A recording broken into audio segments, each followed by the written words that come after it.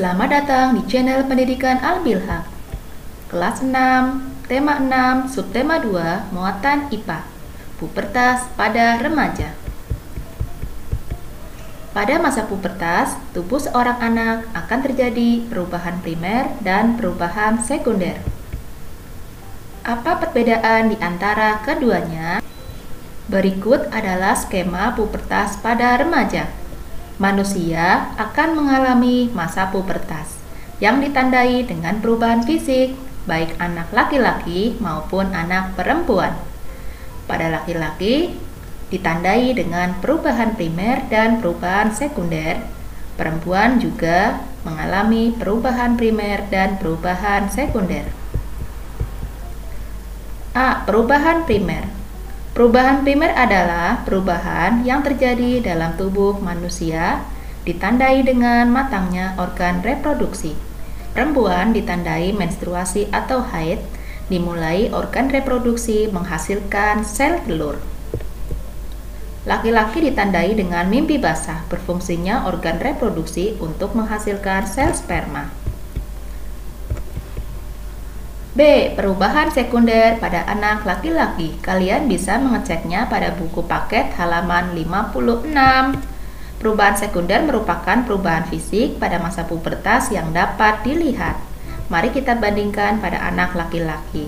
Di masa kanak-kanak, belum tumbuh rambut halus di ketiak dan sekitar organ reproduksi. Sedangkan pada masa pubertas, tumbuh rambut halus di ketiak dan sekitar organ reproduksi. Pada masa kanak-kanak, suara dan jakun belum membesar, sedangkan pada masa pubertas, suara membesar dan tumbuh jakun. Pada masa kanak-kanak, kumis, jambang, dan jenggot belum tumbuh, sedangkan pada masa pubertas, kumis, jambang, jenggot mulai tumbuh. Pada masa kanak-kanak, bentuk dada belum bidang, sedangkan pada masa pubertas, dada menjadi bidang. Pada masa kanak-kanak, belum muncul jerawat dan bau badan, sedangkan pada masa pubertas muncul jerawat dan bau badan. B. Perubahan sekunder pada perempuan. Pada masa kanak-kanak, belum tumbuh rambut halus di ketiak dan sekitar organ reproduksi, sedangkan pada masa pubertas sudah tumbuh rambut halus di ketiak dan sekitar organ reproduksi.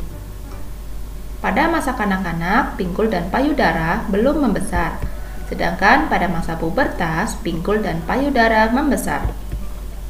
Pada masa kanak-kanak, suara belum nyaring, sedangkan pada masa pubertas, suara sudah nyaring.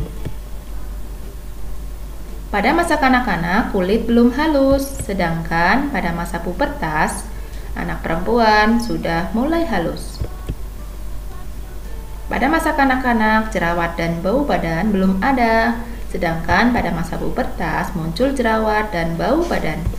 Apakah kalian sudah mengalami masa pubertas? Hal-hal apakah yang perlu kalian persiapkan untuk menghadapi masa pubertas? Tulis jawaban kalian di kolom komentar ya. Sampai jumpa lagi. Dadah.